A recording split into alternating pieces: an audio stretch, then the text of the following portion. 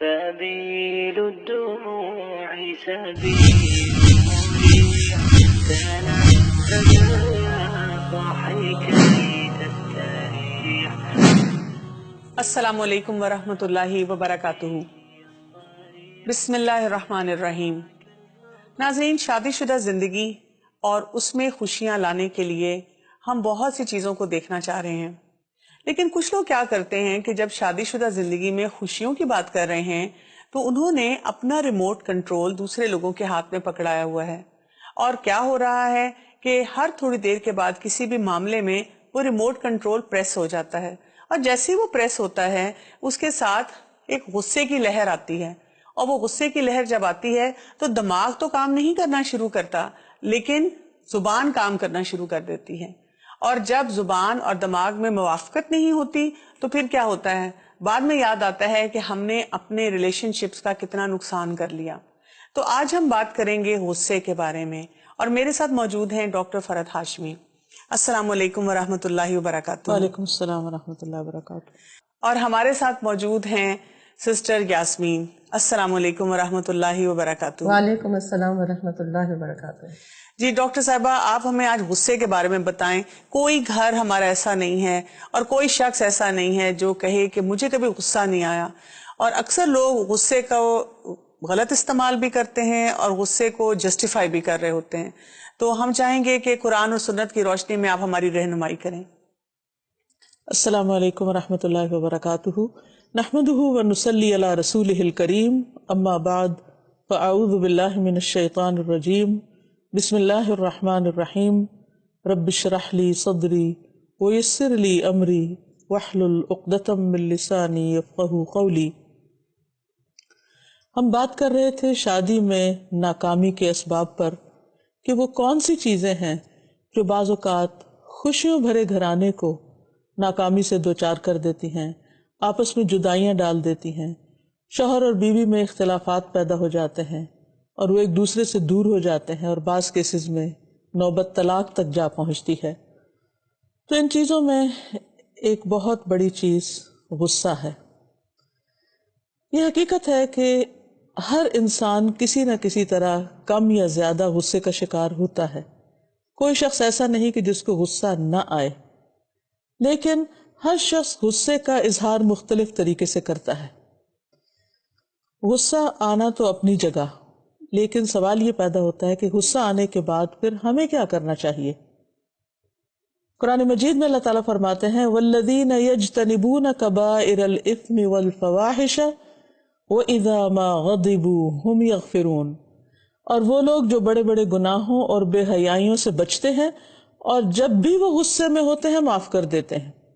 یعنی ایسا نہیں کہ ان کو غصہ آتا نہیں، غصہ آتا ہے، لیکن غصے کو کنٹرول کرتے ہیں، اور جس شخص پر غصہ آ رہا ہوتا ہے اور جس غلطی پر غصہ آ رہا ہوتا ہے، یا کسی کے جس رویے اور طرز عمل پر غصہ آ رہا ہوتا ہے، وہ اس سے درگزر کرتے ہیں اور اس شخص کی کوتاہی اور کمی کمزوری کو معاف کر دیتے ہیں، کیونکہ اس کے بغیر زندگی کی گاڑی چل نہیں سکتی. قرآن مجید میں ایک دوسری جگہ پر آتا ہے وَالْكَاظِمِينَ الْغَيْظَ وَالْعَافِينَ عَنِ النَّاسِ وَاللَّهُ يُحِبُّ الْمُحْسِنِينَ. اور وہ غصے کو پی جانے والے ہیں اور لوگوں سے درگزر کرنے والے ہیں، اور اللہ محسنین سے، نیکی کرنے والوں سے محبت رکھتا ہے. یعنی ایمان والوں کی صفت یہ ہے، ایک اچھے انسان کی صفت یہ ہے، ایک تعریف یہ ہے کہ وہ جب غصہ اس کو آتا ہے تو وہ اس کو کنٹرول کر لیتا ہے. یعنی غصہ تو آئے گا ہی، یہ نہیں ہو سکتا کہ نہ آئے، لیکن جب آئے تو وہ اس کو کنٹرول کر لیتا ہے. اور انسان کنٹرول کیسے کر سکتا ہے؟ جب وہ پہلے سے ہی اس بات کا ارادہ کیے ہوئے ہو، نیت کیے ہوئے ہو کہ مجھے اپنے غصے کو کنٹرول کرنا ہے. کیونکہ کنٹرول کرنا بھی ایک مشکل کام ہے، کنٹرول کرنے میں بھی ایک تکلیف ہے، لیکن انسان اگر یہ سوچے کہ غصے کو اگر کنٹرول نہیں کرتا اور وہ دوسروں پہ جا پڑتا ہے تو پھر وہ آؤٹ آف کنٹرول ہو جاتا ہے، اور اس کے نقصانات کہیں زیادہ ہیں، اور اس کے بعد پیش آنے والی جو تکالیف ہیں وہ بے انتہا ہیں. تو ایسی صورت میں انسان پہلے سے ہی اپنا بندوبست کر کے رکھتا ہے کہ اگر ایسی کوئی سچویشن پیش آئی، اور خصوصاً ان لوگوں کی طرف سے جو اس کے آس پاس رہتے ہیں اور جنہیں بات بات پر غصہ کرنے کی عادت ہوتی ہے، تو ان کے جواب میں، ان کے رد عمل کے طور پر اسے کیا کرنا ہے یہ وہ پہلے سے ہی ڈیسائیڈ کر لیتا ہے۔ اور پھر جس شخص کو یہ پتا ہو کہ اللہ تعالیٰ محسنین سے محبت کرتا ہے تو پھر ایسا شخص اللہ کی محبت میں غصے کو آسانی سے کنٹرول کر سکتا ہے۔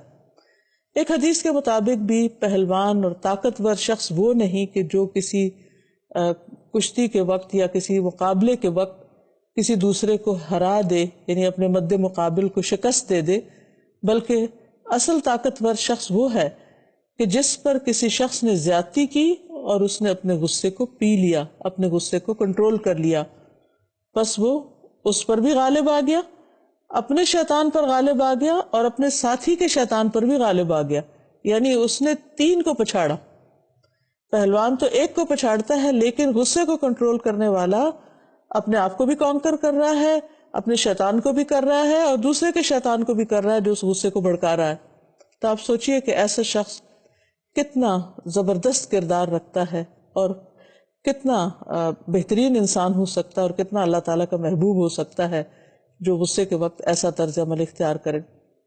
اور ویسے بھی اگر انسان یہ سمجھ لے کہ غصہ ہر شر کو جمع کرنے والا ہے اور غصے سے بے پناہ خرابیاں نکلتی ہیں، جنم لیتی ہیں، تو پھر انسان کو اپنے لیے ڈیسائیڈ کرنا ہی ہوگا کہ وہ غصے کو کنٹرول کرے۔ نبی صلی اللہ علیہ وسلم کے ایک صحابی سے مروی ہے کہ ایک آدمی نے عرض کیا، یا رسول اللہ صلی اللہ علیہ وسلم، آپ مجھے کوئی نصیحت فرمائیے۔ آپ نے فرمایا غصہ نہ کرو۔ وہ شخص کہتا ہے کہ میں نے نبی صلی اللہ علیہ وسلم کے اس فرمان پر غور کیا تو مجھے پتا چلا کہ غصہ ہر قسم کی برائی کو جمع کرنے والا ہے، یعنی غصہ صرف غصہ ہی نہیں ہوتا، اس سے بے شمار خرابیاں پھوٹتی ہیں اور بہت سا نقصان ہوتا ہے۔ اس لیے اگر انسان غصے کو کنٹرول کر لے تو بہت سے گناہوں سے خود بخود بچ جائے گا اور بہت سے نقصان دہ چیزوں سے محفوظ ہو جائے گا۔ ویسے بھی اگر انسان دیکھے کہ غصے کے وقت اس کی اپنی حالت کیا ہوتی ہے، یا کوئی بھی شخص جب غصہ کر رہا ہوتا ہے تو اس کی شکل و صورت کیسی ہو جاتی ہے، اس کے بولنے کا انداز کیسا ہو جاتا ہے، اس کی عقل ماری جاتی ہے، اس کے حواس باختہ ہو جاتے ہیں، وہ انسان انسانیت کے درجے سے گر جاتا ہے۔ تو ایسی صورت میں بھی انسان اپنے اس رویے اور اپنے اس شکل و صورت کو اگر اپنی نگاہوں کے سامنے رکھے تو بھی اپنے غصے کو کنٹرول کر سکتا ہے۔ بعض لوگ غصے کی حالت میں بہت زیادہ بولنا شروع کر دیتے ہیں، بعض لوگ ہاتھ اٹھا لیتے ہیں، اور بعض لوگ تو انتہائی رویوں کو پہنچ جاتے ہیں اور قتل و غارت تک نوبت آ جاتی ہے، جو انسان کی دین و دنیا کو برباد کرنے والی چیز ہے۔ اور واقعی انسان دیوانہ ہو جاتا ہے، یعنی اس کی عقل ماری جاتی ہے۔ بعض لوگوں کا غصہ تو اتنا شدید ہوتا ہے کہ جیسے ان پر پاگل پن کا دورہ پڑ گیا ہو اور ان کی عقل کسی صورت بھی کام نہ کر رہی ہو۔ خود سوچئے کہ کبھی بھی ہم کسی شخص کو ایسے حال میں دیکھنا پسند نہیں کرتے اور دوسرے اس کا مذاق اڑاتے ہیں جو شخص پاگلوں جیسی حرکتیں کرے، لیکن اگر ایک شخص پڑھا لکھا، سمجھدار اور بظاہر عبادت گزار اگر ایسے رویے پر اتر آتا ہے تو وہ اپنی کیا تصویر پیش کر رہا ہے، اپنے کیا امیج دے رہا ہے دوسرے کو کہ میں کون ہوں اور کیا ہوں۔ غصے کو کنٹرول کرنے کے لیے ایک اور بات بھی یاد رکھنی چاہیے کہ جو شخص اپنا غصہ پی لیتا ہے وہ دراصل اپنے آپ کو بھی اللہ تعالیٰ کے غضب سے بچا لیتا ہے۔ عبداللہ ابن عمر کہتے ہیں کہ انہوں نے رسول اللہ صلی اللہ علیہ وسلم سے پوچھا کہ کون سی چیز مجھے اللہ عز و جل کے غضب سے دور کر سکتی ہے کہ میں اللہ کی ناراضگی سے بچ سکوں؟ تو آپ نے فرمایا غصہ نہ کیا کرو، یعنی اگر تم دوسروں سے غضب چھوڑ دو گے تو اللہ تعالیٰ کا غضب تم پر نہیں ہوگا۔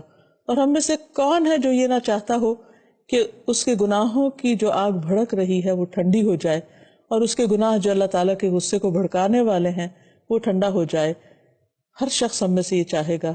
تو ایسے شخص کو چاہیے جو بھی اپنے لیے چاہتا ہے کہ وہ دوسروں کو اپنے غصے کے شر سے روک لے، غصہ نہ کرے۔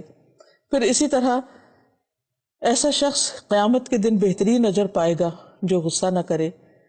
رسول اللہ صلی اللہ علیہ وسلم نے فرمایا کہ جو شخص اپنے غصے کو نافذ کرنے کی استطاعت رکھنے کے باوجود غصہ پی لیتا ہے، یعنی ایک شخص ہے، اسے کوئی روک نہیں سکتا، کوئی اس کا کچھ نہیں بگاڑ سکتا اگر وہ اپنے غصے کا اظہار کرے، لیکن اس کے باوجود وہ اپنے آپ پہ کنٹرول کر لیتا ہے، تو قیامت کے دن اللہ تعالیٰ ایسے شخص کے دل کو امیدوں سے بھر دے گا، یعنی اس کے لیے اچھے انجام کی بشارت ہے۔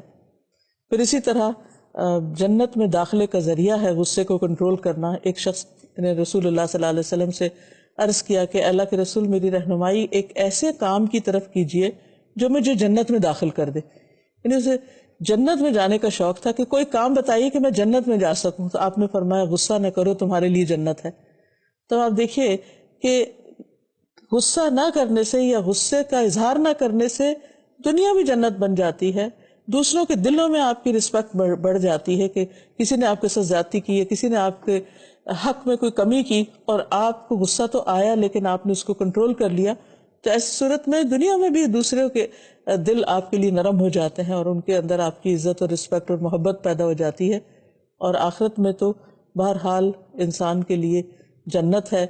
دنیا بھی جنت کا نمونہ بن جائے گی اور آخرت کی جنت میں داخلہ بھی آسان ہو جائے گا اگر انسان اپنے اندر یہ کوالٹی پیدا کر لیتا ہے. پھر اسی طرح یہ ہے کہ اگر انسان سے بہت زیادہ کنٹرول نہ بھی ہو تو زیادہ سے زیادہ جو ہونا چاہیے وہ یہ کہ انسان کے چہرے سے اس کا بس اظہار ہو جائے. جیسے نبی صلی اللہ علیہ وسلم کے بارے میں آتا ہے کہ جب آپ کو غصہ آتا تو آپ کے گال مبارک سرخ ہو جاتے تھے, آپ کا چہرہ سرخ ہو جایا کرتا تھا, جس سے صحابہ اندازہ کر لیتے تھے کہ نبی صلی اللہ علیہ وسلم غصے میں ہیں. دوسرے لوگ اس وقت خاموشی اختیار کر لیتے تھے. نبی صلی اللہ علیہ وسلم کبھی بھی کوئی بات ایسی اپنی زبان سے ناروا نہیں نکالتے تھے, نہ آپ کبھی لان تان کرتے تھے, نہ گالی دیتے تھے. اگر آپ کو بہت غصہ آتا کسی پر تو آپ کہتے کہ فلاں کو کیا ہو گیا ہے, اس کی پیشانی خاک آلود ہو.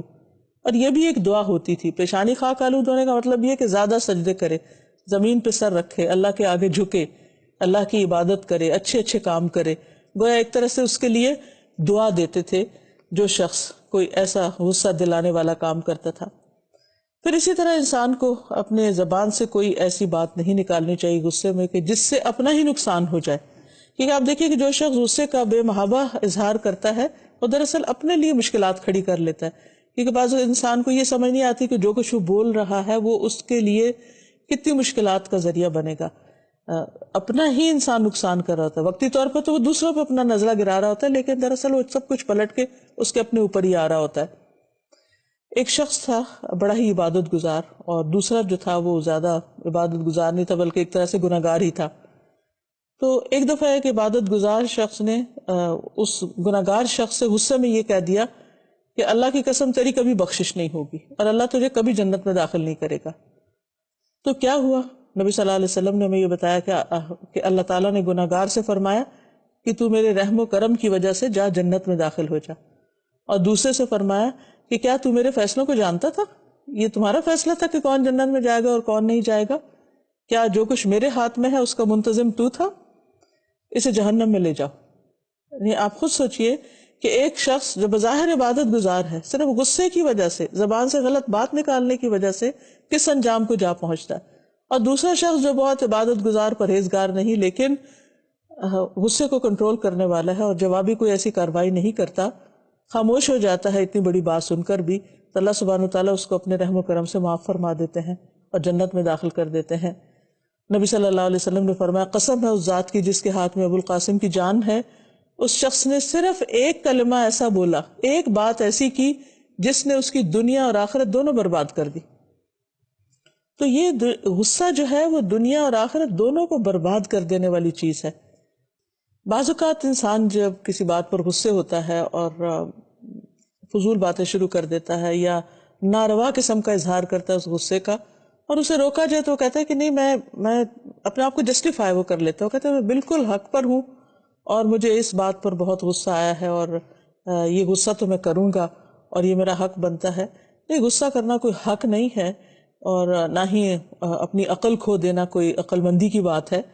تو ایسی صورت میں بھی انسان کو سوچنا چاہیے کہ میرے لیے بہتر راہ کیا ہے.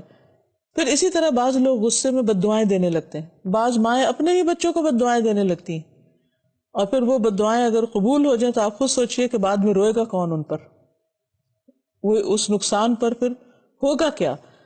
نبی صلی اللہ علیہ وسلم نے فرمایا اپنے آپ پر خیر ہی کی دعا کیا کرو, اپنے گھر والوں کے لیے خیر ہی کی دعا کیا کرو, کیونکہ فرشتے تمہاری بات پر آمین کہتے ہیں. جب تم کچھ دعائیں کرتے ہو, جیسی بھی کرتے ہو اچھی یا بری, اس پر آمین کہی جا رہی ہوتی ہے.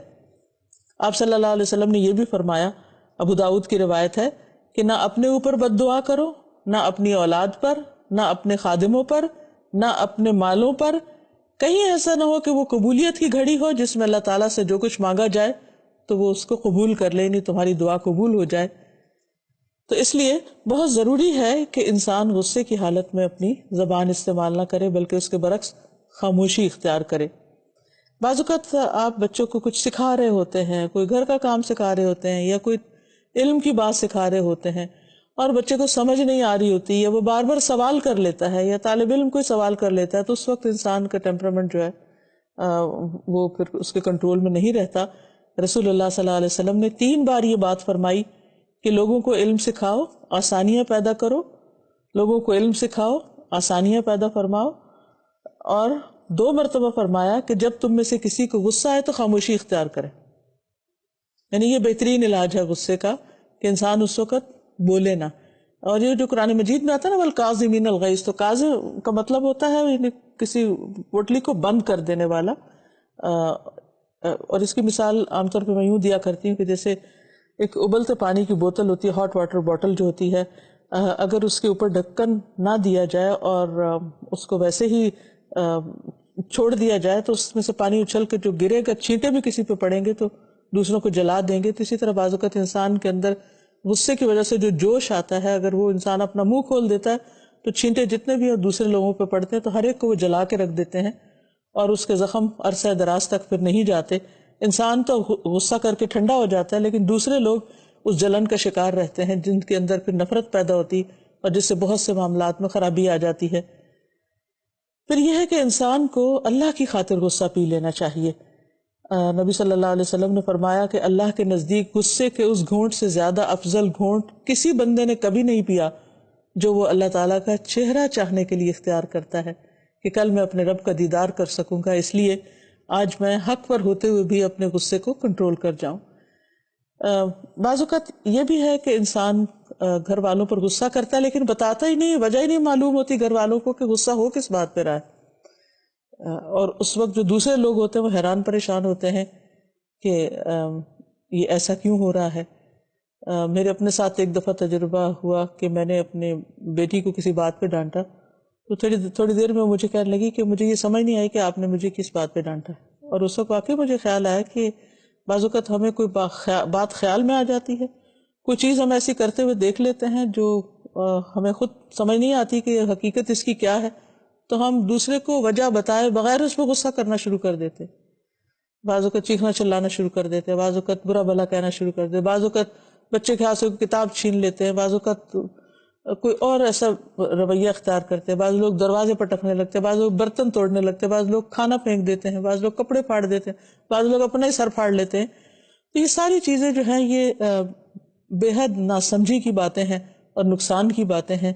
ان سب کا حل یہ ہے کہ انسان اپنے اوپر ورک کرے، اپنے آپ کو سمجھائے، اپنے اوپر کنٹرول کرے، کیونکہ اللہ تعالیٰ ایسے لوگوں سے محبت کرتا ہے جو اپنے غصے کو پی جانے والے ہیں اور لوگوں کی غلطیوں کو معاف کر دینے والے ہیں. اور پھر خاص طور پر انسان یہ بھی دیکھے کہ غصے کی حالت میں کسی قسم کو کوئی فیصلہ نہ کرے. بعض لوگ غصے کی حالت میں طلاق دے دیتے ہیں. کئی لوگ پھر مسئلے پوچھتے ہیں کہ میرے شوہر نے غصے کی حالت میں طلاق دی تو کیا طلاق ہوگی؟ یاد رکھیے کہ محبت میں تو کوئی طلاق نہیں دیتا، طلاق ہوتی ہی غصے کی حالت میں ہے. ایسی صورت میں کبھی بھی انسان کو کوئی فیصلہ نہیں کرنا چاہیے. اگر طلاق کا بھی فیصلہ کرنا ہے تو ٹھنڈے دل سے انسان کرے اور سب کچھ سوچ سمجھ کے کرے اور سارے حالات کو سامنے رکھ کر، تاکہ انسان اپنے نقصان سے بچ سکے. تو یہ چند باتیں ہیں جو قرآن و سنت سے ہمیں پتہ چلتی ہیں کہ غصہ ہمارے دین میں اس کو کس طرح دیکھا جاتا ہے اور اس کو کس طرح کنٹرول کیا جا سکتا ہے، اس کے کرنے کے نقصانات کیا ہیں اور اسے پی جانے کے فائدے کیا ہیں، دنیا میں کیا فائدے ہیں اور آخرت کے اعتبار سے کیا فائدے ہیں. تو ہم سب کو ان باتوں کا دھیان رکھنے کی ضرورت ہے. جزاک اللہ خیر. ڈاکٹر صاحبہ، ایک سوال بہت کامن ہوتا ہے، بلکہ سوال کیا کہوں جسٹیفیکیشن ہوتی ہے. اکثر لوگ باتوں میں کہتے ہیں کہ مجھے پتا ہے کہ غصہ نہیں کرنا چاہیے لیکن ایکچولی ہمارے نا خاندان میں ہے، تو بلکہ باقاعدہ طور پہ پوچھتے ہیں کہ مطلب یہ جینیٹک ہے نا، کیونکہ دیکھیں نا کہ سب کرتے ہیں، باپ دادا سب لوگ جتنے ہیں گھر میں سب غصے میں ہی رہتے ہیں. تو اس کے بارے میں آپ ہماری کیا رہنمائی کریں گی؟ ٹھیک ہے کہ بعض لوگ مزاج کے تیز ہوتے ہیں دوسروں کی نسبت، بعض خاندانوں کے اندر ایسا عنصر زیادہ ہوتا ہے، لیکن جب انسان علم حاصل کرتا ہے، دین کی تعلیم حاصل کرتا ہے، تربیت اس کی ہوتی ہے، تو پھر انسان ان چیزوں پر کنٹرول کرتا ہے. اب دیکھیں نبی صلی اللہ علیہ وسلم جس قوم میں بھیجے گئے، قریش کے لوگ جو تھے، وہ تو بات بات پر غصہ کرنے والے اور دوسروں کے لیے بہت بعضوں کا سخت ثابت ہوتے تھے. اور اوور آل جو عربوں کا مزاج تھا اس میں کیا تھا کہ وہ چھوٹی چھوٹی بات پر بعض اوقات سال ہر سال اور نسل در نسل جنگیں ہوتی تھیں. تو جب دین آیا تو دین نے ان کو مہذب بنایا، اخلاق سکھایا، تو انہوں نے اپنے غصے کو کنٹرول کیا. یعنی چاہے وہ جینیٹک ہے، چاہے وہ کسی اور وجہ سے ہے، غصہ تو غصہ ہے. قرآن و سنت سے ہی ہمیں پتہ چلتا ہے کہ غصہ تو آئے گا، لیکن آپ کا کام یہ ہے کہ اس غصے کو کنٹرول کرنا سیکھیں. اور یہی آپ کے پڑھے لکھے اور سمجھدار ہونے کی علامت ہوگی کہ آپ کو غصے کے صحیح اظہار یا اس کو کنٹرول کرنے کا طریقہ معلوم ہو اور آپ اس میں کامیاب بھی ہوں. ٹھیک ہے، بعض اوقات انسان ناکام بھی ہو جاتا ہے اور بعض اوقات بھول چوک ہو جاتی ہے، لیکن اس میں اپنے آپ کو ملامت کیا جائے اور اپنی اصلاح کی فکر کی جائے. ڈاکٹر صاحبہ زیادہ تر دیکھا گیا ہے کہ جو اتھارٹی میں ہوتا ہے وہ اپنے سے کمزور پہ، چاہے وہ گھر کے سرونٹس ہوں یا بچے ہوں یا بہو ہو، بیوی ہو، ان پہ وہ غصہ نکالتے ہیں. اور بعض وقت ہوتا ہے کہ دوسروں کا غصہ، جیسے بھی آپ کہہ رہی تھی کہ باہر کا غصہ، آفس کی کوئی فرسٹریشن، وہ آ کے گھر والوں پہ نکالی جاتی ہے. تو اس میں پھر گھر والوں کا رویہ یا جو ہے اس کو کیسے ڈیل کیا جائے؟ مختلف طریقے ہو سکتے ہیں. جب انسان دوسرے کی نیچر کو سمجھ جاتا ہے کہ شخص سٹریس کا شکار ہے یا اس کی زندگی میں کچھ ایسے مسائل ہیں جس کی وجہ سے ایک بیمار ہے، یعنی اس کو ایک طرح سے بیمار سمجھ کے ٹریٹ کیا جائے، تو ایسے میں انسان اس جگہ کو چھوڑ دے، خاموشی اختیار کر لے، تھوڑی دیر کے لیے دھیان بانٹنے کی کوشش کرے. ایک واقعہ میں نے کہیں پڑھا تھا ایک ہسبینڈ وائف کے بارے میں کہ وہ ان کے بہت طویل زندگی گزری لیکن بہت ہی آپس میں اتفاق اور محبت کی تھی. کسی نے اسے پوچھا کہ کیا آپ لوگوں کے درمیان کبھی کوئی لڑائی نہیں ہوئی یا کبھی کوئی غصہ نہیں آیا کسی کو؟ تو انہوں نے کہا کہ نہیں، ایسا نہیں ہے، تو ہوتا ہے، لیکن یہ کہ اس معاملے میں میری بیوی کا بہت بڑا ہاتھ ہے کہ جب مجھے غصہ آتا ہے تو وہ خاموش ہو جاتی ہے، اور جب میں غصہ نکال بیٹھتا ہوں تو وہ میرے لیے ٹھنڈا پانی یا کوئی اچھا سا ڈرنک لے آتی ہے اور کہتی ہے کہ اچھا اب تم تھک گئے ہوگے، یہ پی لو. تو یہ ہے کہ اس سے میری یعنی کہ اس ایک دم سے بندہ کول آف ہو جی جاتا وہ سب کچھ محبت میں بدل جاتا ہے. اور یہ ہے کہ تو جیسے کوئی بیمار ہوتا ہے تو ہمیں گھر میں پتہ ہوتا ہے کہ فلاں شخص بیمار ہے، تو ہمارا رویہ کیا ہو جاتا ہے؟ ہم اسے یہ تو نہیں کہتے اٹھو اپنا بستر بناؤ، اٹھو یہ کام کرو وہ کرو، کیونکہ ہم پتہ ہے یہ بیمار ہے، یہ نہیں کر سکتا. تو اسی طرح کچھ لوگ ہیں اگر ان کی عادت ہے یا ان کے اندر کمزوری ہے یا وہ کسی دباؤ کا شکار ہے اور اس وجہ سے وہ کسی ایسی چیز ایسی فرسٹریشن کی وجہ سے کچھ کر دیتے ہیں، تو ہمیں سمجھ لینا چاہیے کہ یہ حقیقت میں ہیں اچھے لیکن وقتی طور پر ان سے ایسی غلطی ہو گئی ہے تو ہمیں بھی معاف کر دینا چاہیے. اور یہ بات آپ کی واقعی بہت ہی اچھا ایک نسخہ ہے کہ بعض وقت بڑوں کی وہ جو ایک ہوتا ہے کہ ادب یا لحاظ، اور اگر آپ ان کو یہ سوچ لیں کہ یہ وقتی ہے تو اس میں آپ کو خود ایک دل میں اطمینان ہوتا ہے کہ ان کا دل برا نہیں ہے، لیکن بس بعض وقت ہوتا ہے کہ زبان میں وہ لے دے کے جو سامنے لوگ ہوتے ہیں، اور میرے خیال سے اس وقت تتر بتر ہو جانا چاہیے. بالکل کہ وہ آپ جب سامنے نہیں ہوتے تو وہ پھر کسی کے اوپر وہ نزلہ بھی نہیں کرتا. ڈاکٹر صاحب ایک اور بھی کچھ لوگ کہتے ہیں کہ اچھا ٹھیک ہے، غصے کے بارے میں اگر میں نے اتنا کچھ سن لیا اور اتنے مجھے اس کے بارے میں پتہ چل گیا تو چلو میں کوشش کروں گی کہ غصے کو تو پی جاؤں، لیکن معاف نہیں میں نے کرنا. تو میں نے دیکھا ہے کہ اس سے بھی وہ غصہ بار بار واپس آتا رہتا ہے. تو اس کے لیے ہمیں کچھ ٹپس آپ دیجئے کہ معاف کیسے کیا جائے. اب دیکھیں کہ ہر انسان کو سوچنا چاہیے کہ معاف کرنے کا مجھے کیا فائدہ ہے اور نہ کرنے کا مجھے کیا نقصان ہے. حضرت عائشہ رضی اللہ تعالیٰ عنہ پر جب الزام لگا تھا تو حضرت ابوبکر کو بہت غصہ آیا تھا، اور جس شخص نے الزام لگایا تھا آپ ان کی مالی مدد بھی کیا کرتے تھے، تو غصے میں انہوں نے کہہ دیا کہ آج کے بعد میں ان کی مالی مدد، ان کا وظیفہ بند کر دوں گا. اللہ سبحانہ و تعالیٰ نے وہی نازل کی اور فرمایا کہ جو ان کو اللہ نے فضل اور نعمت سے نوازا ہے وہ فقراء اور مہاجرین کے ساتھ احسان کا برتاؤ کریں، اور ان ایسی قسم نہ کھائیں کہ جس پہ وہ ان کے ساتھ احسان نہ کرے. انہیں چاہیے کہ معاف کر دیں، درگزر کر دیں. تو کیا اور اللہ تعالیٰ نے فرمایا کیا تم نہیں چاہتے کہ اللہ تعالیٰ تمہیں معاف کر دے؟ تو انہوں نے کہا کہ کیوں نہیں، بلا یا ربنا، کہ اے اللہ، اے ہمارے رب، ہم چاہتے ہیں کہ تو ہمیں معاف کر دے. تو حضرت ابوبکر نے نہ صرف یہ کہ معاف کیا بلکہ ان کا وظیفہ پہلے سے بھی دگنا کر دیا. تو ہمارا دین تو ہمیں یہ سکھاتا ہے کہ اگر تم چاہتے کہ تمہاری معافی ہو جائے تم پر رحمت ہو جائے تو تم دوسروں کو معاف کر دو. اگر ہم معاف نہیں بھی کرتے مثال ہے اور رکھے رکھتے اس چیز سے کسی کو تو کچھ تکلیف ہوگی یا نہیں, ہمارے دل میں مستقل طور پر ایک تکلیف رہے گی, ہمارا دل بوجھ کا شکار ہوگا, اور پھر جب وہ چیزیں بڑھتی جائیں گی تو دوبارہ ہم پھر غصہ کر بیٹھیں گے. تو غصہ اس وقت تک جا ہی نہیں سکتا جب تک ہم معاف کرنا نہ سیکھیں. تو ہمیں معاف کر دینا چاہیے. جی, ہم اپنے گھر میں جلتے رہتے ہیں, دوسرا انسان آرام سے اپنے کام کرتا وہ رہتا آرام ہے. سے سو رہا ہوتا ہے. جی بالکل. اچھا, یہاں پہ ایک اسی سے میں تھوڑی سی بات آگے بڑھاؤں گی.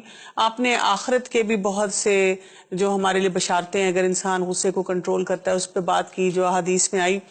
تو جس کو غصہ آتا ہے نا, وقتی طور پہ تو وہ کہتا ہے کہ میرا تو میٹر گھوم گیا, بلب فیوز ہو گیا, مجھے وہ جسے کہتے ہیں نا ساری شارٹ سرکٹنگ ہوگی, سمجھ ہی نہیں آئی. وہ تو جب غصے کا ایپیسوڈ سیٹل ہوتا ہے پھر سمجھ آتی ہے کہ اچھا یہ بھی کرنا تھا, یہ بھی کرنا تھا.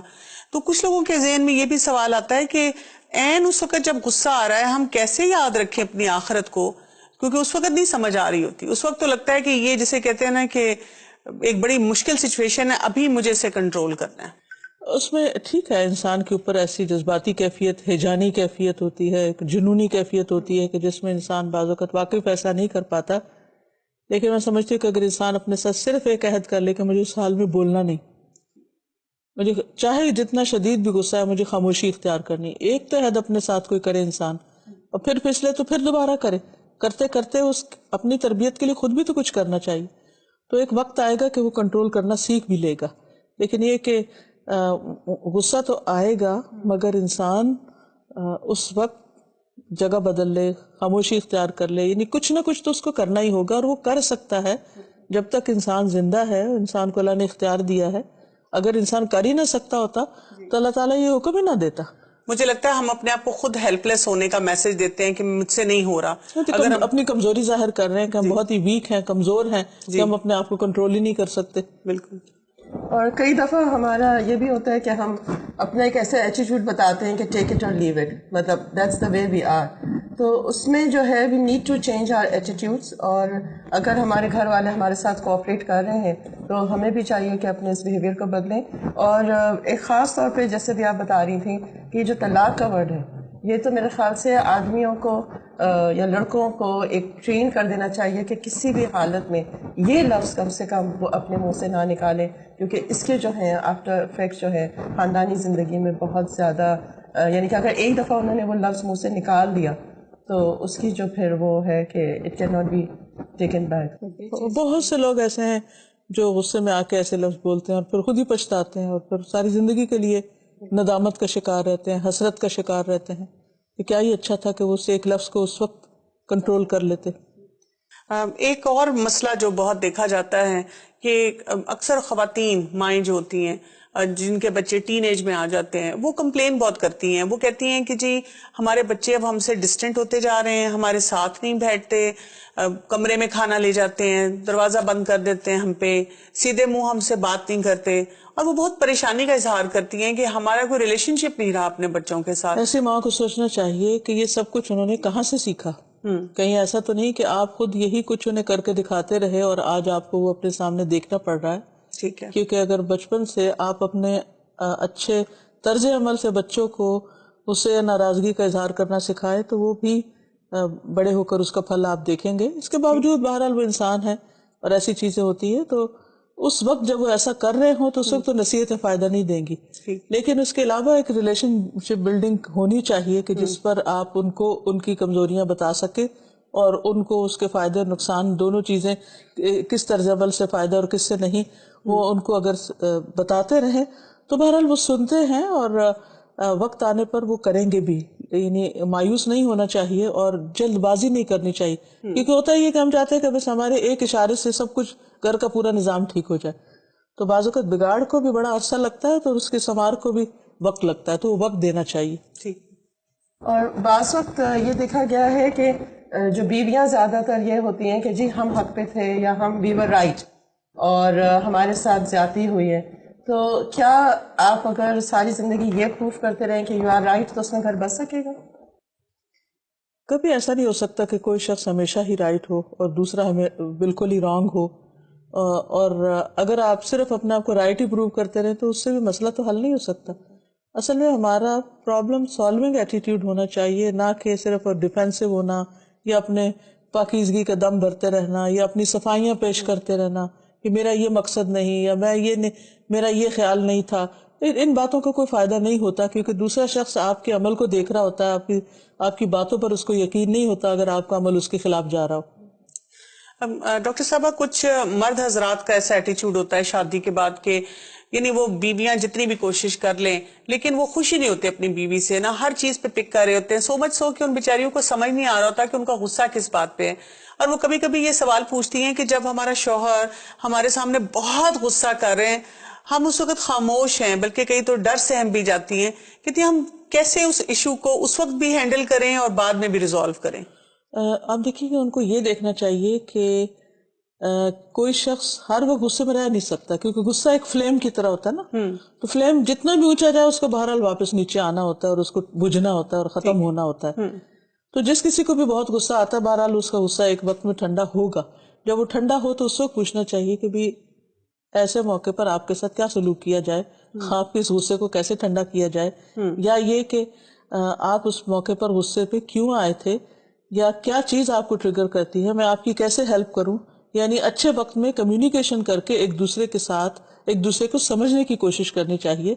اور جب ایک دوسرے کو جینوئنلی سمجھنے کی کوشش کی جائے گی تو پھر ایک دوسرے کے مددگار بھی ہوں گے، کیونکہ ایک مومن مرد اور ایک مومن عورت یا ایک شوہر اور بیوی جو ہیں وہ ایک دوسرے کا لباس ہوتے ہیں. بالکل. ایک دوسرے کے لیے ہمدردی اور خیر خواہی کے جذبات رکھتے ہیں.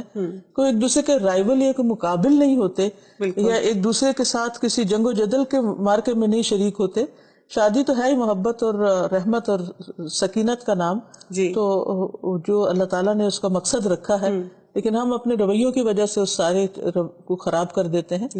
تو میں سمجھتی ہوں کہ اچھے وقت میں اپنی کمیونیکیشن کو بہتر بنانے کی کوشش کرنی چاہیے، انڈرسٹینڈنگ پیدا کرنے کی کوشش کرنی چاہیے، تاکہ تکلیف دہ اوقات میں ایک دوسرے کو ہیلپ کر سکیں. آپ نے صحیح کہا. مجھے لگتا ہے کہ کئی دفعہ خواتین کیا کرتی ہیں، اس وقت تو ڈر سے ہم گئی، جب شوہر نے غصہ اتار لیا پھر کہیں بیٹھ کے رونا شروع کر دیا، ڈپریشن میں چلی گئی. اور یہ وہ وقت ہوتا ہے جیسے آپ بتا رہی ہیں کہ اپنا کمیونیکیشن کو اسٹرانگ کر لیں اپنے شوہر کے ساتھ. یہ سمجھ آتی ہے کہ ایک دوسرے کا جو رول ہے وہ کمپلیمنٹ کریں، نہ کہ کانٹریڈکٹ کریں. اور جو وہ سارا دن کی ایک جو ہوتی ہے نا رسا کشی جیسے ہم کہتے ہیں، ٹگ آف وار، اور اس میں وہی بات ہے جیسے ابھی آپ نے کہا کہ آپس میں کمیونیکیشن بہت ضروری ہے. ہم پوری دنیا سے کمیونیکیٹ کر رہے ہوتے ہیں لیکن جس کے ساتھ پرابلم ہے اس کو نہیں بتاتے کہ اصل ہمارے یا ان کے کیا معاملات ہیں یا کیا وجوہات ہیں. اچھا، ایک اور غصہ ہے جو بڑا یونیورسل غصہ ہے، وہ ہے ماؤں کا بچوں کے اوپر، کہ بچپن سے چھوٹی چھوٹی باتوں پہ ہوم ورک نہیں کیا، پڑھائی نہیں کی، کھانا نہیں کھایا، بچہ بیچارہ ہل جل بھی لے تو مائیں غصہ بہت زیادہ کرتی ہیں. تو ایک تو مائیں کیسے اپنے اس غصے کو کنٹرول کریں، اور پھر اس کے لانگ ٹرم جو امپیکٹس ہوتے ہیں وہ کیا ہوتے ہیں؟ اب دیکھیے کہ ایک بچے کی تربیت میں اگر ماں سینسیبل ہو، عقل مندی کا ثبوت دے تو زندگی بھر کے لیے اس کے لیے ایک بہت بڑے فائدے کی چیز ہوتی ہے. اور اگر ماں ناسمجھی کا ثبوت دے تو بچے روئن کر کے رکھ دیتی ہے. تو ایسے میں انسان کو ہمیشہ انصاف کے ساتھ یہ سوچنا چاہیے کہ میں اگر شوہر کا غصہ یا ساس کا غصہ اپنے بچے پر نکال رہی ہوں تو یہ کوئی انصاف کی بات نہیں ہے، اور یہ بہت ہی ظلم اور زیادتی کی بات ہے. ہمارا دین ہمیں اس کی اجازت نہیں دیتا کہ ہم اپنے بچوں کو، یہ جو ہم سے کمزور ہیں، ان پر ظلم ڈھاتے رہیں. پھر وہی بات ہے کہ جو غصے کو کنٹرول کرنے کی ٹپس بڑوں کے لیے ہیں وہی چھوٹوں کے لیے بھی کام آئیں گی، لیکن اس میں ساتھ ساتھ ماؤں کو خاص طور پر بچوں کی نفسیات کو سمجھنے کی کوشش کرنی چاہیے کہ کس ایج کے بچے کیا کچھ کرتے ہیں اور ان سے پھر ڈیل کس طرح کیا جاتا ہے. کیونکہ بعض اوقات ہم پیرنٹنگ کو باقاعدہ ایک سائنس کے طور پر یا ایک سیکھنے کی چیز کے طور پر نہیں لیتے. ہم کھانا پکانا سیکھ لیتے ہیں، ہم گھرداری سیکھتے ہیں، ہم پہننا سیکھ لیتے ہیں، ہم شاپنگ سیکھ لیتے ہیں، بہت کچھ سیکھتے ہیں، لیکن ماں بن جاتے ہیں تو ہمیں یہ نہیں پتا ہوتا کہ ماں کی حیثیت میں ایک انسان کو کیسے سمجھنا ہے اور اس کے ساتھ کس وقت کیا معاملہ کرنا ہے. میں سمجھتی ہوں کہ یہ علم ہر ماں کے اوپر فرض کے درجے میں سیکھنا لازم ہے کہ اللہ نے اگر اس کو بچہ دیا تو اس کو پالنا کیسے ہے اور ایک اچھا انسان کیسے بنانا ہے. اس علم کو اسے سیکھنے کی ضرورت ہے اور اس کے لیے بہت کچھ مٹیریل، بہت کچھ اویلیبل ہے. اگر کوئی بھی سیکھنا چاہے تو سیکھ سکتا ہے. بالکل. ایک اور جو چیز میں سوچ رہی تھی کہ آپ سے ہم پوچھیں کہ ایک وہ مزاج کیسے لایا جائے کہ ہمارا غصہ جو ہے وہ اپروپریٹ ہو, اس میں دھیما پن ہو اور صحیح جگہ پہ ہو. اوور آل پرسنالٹیز پہ ہم اپنے کیسے ورک کر سکتے ہیں؟ اپنے آپ کا محاسبہ کرنے کی ضرورت ہے. ٹھیک, اپنی کمیوں کو, اپنی ویکنیسز کو انالائز کر کے ہائی لائٹ کرنے کی ضرورت ہے کہ میرے اندر واقعی کون سی کمزوریاں ہیں, اور پھر یہ جاننے کی کہ ان پر میں قابو کس طرح پا سکتی ہوں, کس چیز کو کس طرح کنٹرول کر سکتی ہوں. کیونکہ جب تک ہم اپنی کمی کوتاہی کو دیکھ نہیں پائیں گے, اس کو انالائز نہیں کر پائیں گے, اس کو سمجھ نہیں پائیں گے, تو پھر اس کا علاج بھی نہیں کر پائیں گے. تو خود کو بھی سمجھنے, بعض اوقات انسان اتنا جاہل ہوتا ہے کہ اپنے آپ سے بے خبر ہوتا ہے کہ میں خود کیا کر رہا ہوں. ٹھیک, تو اپنے آپ کو سمجھنے کی ضرورت ہے. ٹھیک ہے, بہت بہت شکریہ, جزاک اللہ خیرن کثیرہ. جی ناظرین, تو ہمیں کیا سمجھ آئی؟ ہمیں بہت اہم چیز یہ سمجھی ہے کہ اپنا ریموٹ کنٹرول اپنے پاس ہی رکھیں, اس لیے کہ غصہ کیا ہے؟ غصہ وہ ہے کہ جب آپ دوسروں کی غلطی پہ اپنے آپ کو سزا دینا شروع کر دیتے ہیں, اپنے آپ کو ٹارچر دینا شروع کر دیتے ہیں, اور اپنے اندر ایسے منفی جذبات لانا شروع کر دیتے ہیں کہ آپ ہی اندر سے گھلنا شروع ہو جاتے ہیں. غصے کی حالت میں نہ تو آپ کوئی اہم فیصلہ کر سکتے ہیں, نہ کوئی آپ کنسٹرکٹیو کام کر سکتے ہیں, اور نہ ہی آپ رشتوں کو صحیح طرح سے نبھا سکتے ہیں. السلام علیکم ورحمۃ اللہ وبرکاتہ.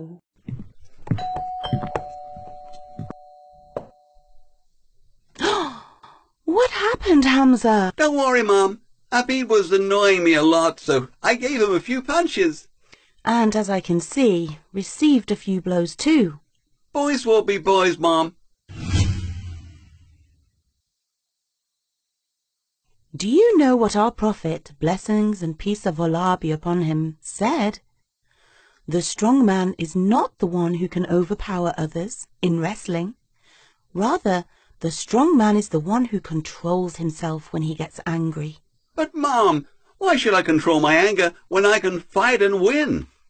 Because Allah loves those who control their anger and forgive. Remember this verse.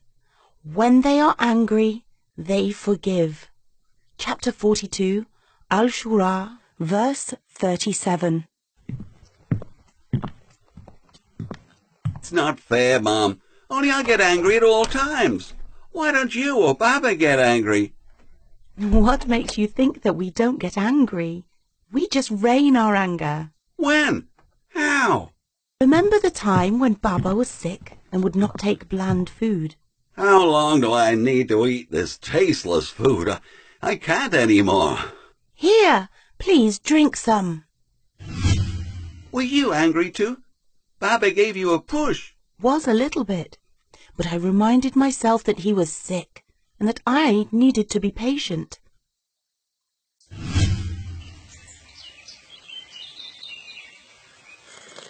Omar, I think you should talk to Hamza and give him some advice on controlling his anger. I sure will, inshallah. Buddy, remember the time when Mom forgot to iron my suit for my important meeting? Aliyah, did you iron my suit? Do you think I can even manage a cup of tea right now? Never mind.